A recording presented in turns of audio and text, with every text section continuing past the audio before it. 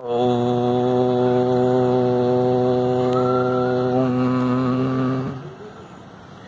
हरिओम नमस्कार।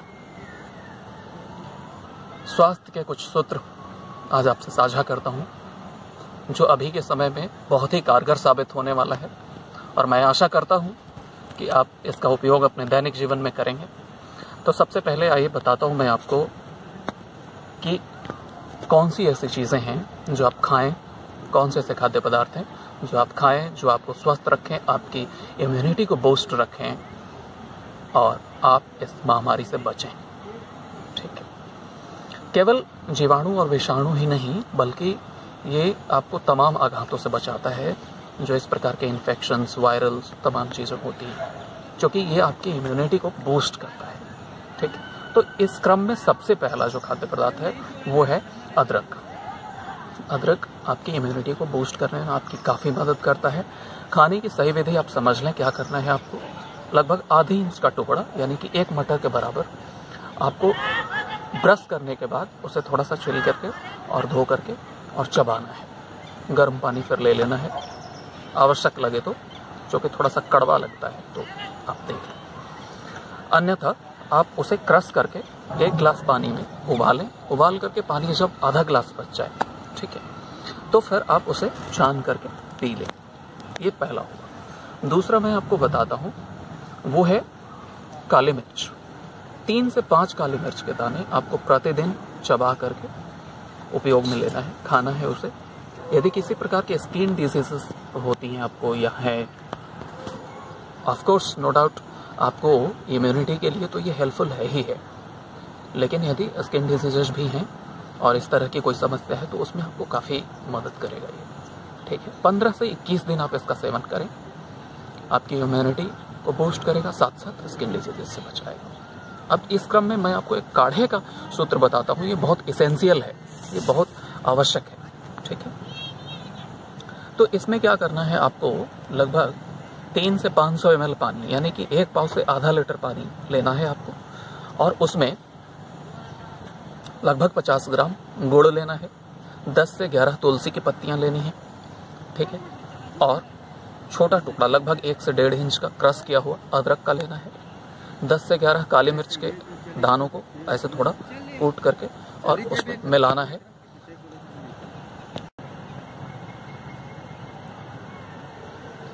उसके बाद उसमें थोड़ा सा अजवाइन और बहुत थोड़ी सी मात्रा सौंफ की मिलानी। अब इनको जो है, इस पूरे अवयव को, इन सभी सामग्री को उबलने देना है। ठीक है, आपको इसे कम से कम जब ये आधा हो जाए तब तक उबलने देना है। उसके बाद फिर बंद करके, उबलने की प्रक्रिया को बंद करके फिर इसे आप छान लेंगे। ठीक है, बच्चे हैं तो आप छान कर दे सकते हैं, बड़े लोग बिना छाने भी इसका उपयोग कर सकते हैं चाहे तो।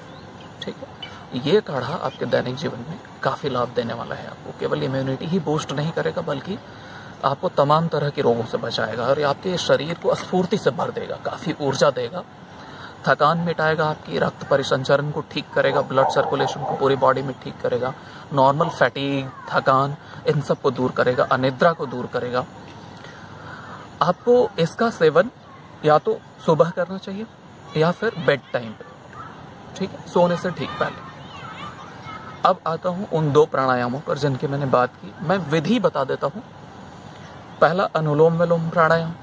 ठीक, आपको उसके लिए क्या करना है, बाएं हथेली में चिन्ह मुद्रा इस तरह से, और दाईं हथेली में विष्णु मुद्रा अथवा प्रणव मुद्रा अथवा नासिका मुद्रा कहते हैं इसे, इस प्रकार से। पहले लंबी गहरी श्वास आपको अंदर भरनी है।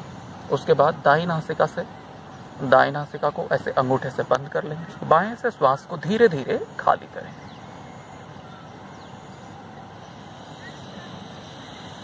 श्वास अंदर भर लिया हमने और फिर धीरे धीरे दाएं से खाली करेंगे।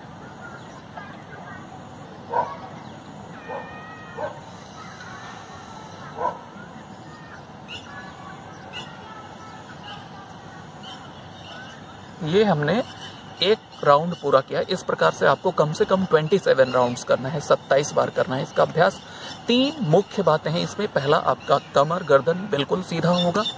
ठीक है, कमर गर्दन एकदम सीधे रहेंगे और श्वास छोड़ने की गति लेने की गति से धीमी होती है। यानी कि लेने में 2 सेकंड का समय लग रहा है तो छोड़ने में कम से कम 4 से 6 सेकंड का समय लेना है आपको। और तीसरा, श्वास पर जोर नहीं देना है, बिल्कुल सहज प्राकृतिक तरीके से लेना है। ठीक है, ये हो गया पहला अभ्यास प्राणायाम का। दूसरा प्राणायाम का अभ्यास है भ्रामरी का।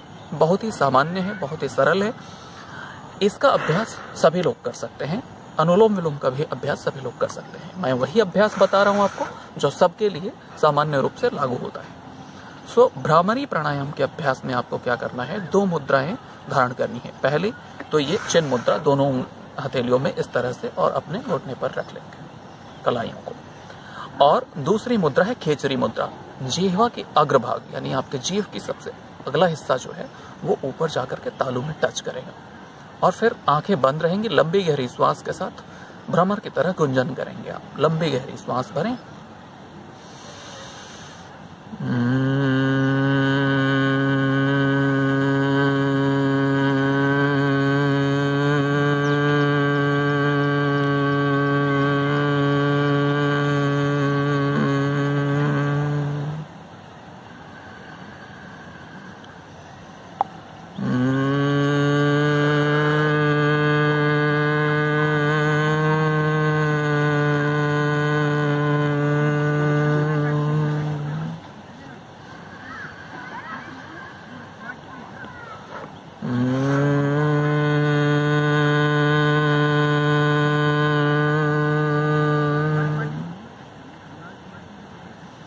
हमने डेमो के तौर पर छोटे छोटे 3 राउंड्स करके दिखा दिए। आपको अपनी पूरे श्वास तक जितनी देर तक श्वास चले करते रहना है और इस प्रकार से कम 11 बार अथवा 27 बार इसका अभ्यास करना है। स्वस्थ रहिए, सुरक्षित रहिए। हरिओम, धन्यवाद, ओम शांति।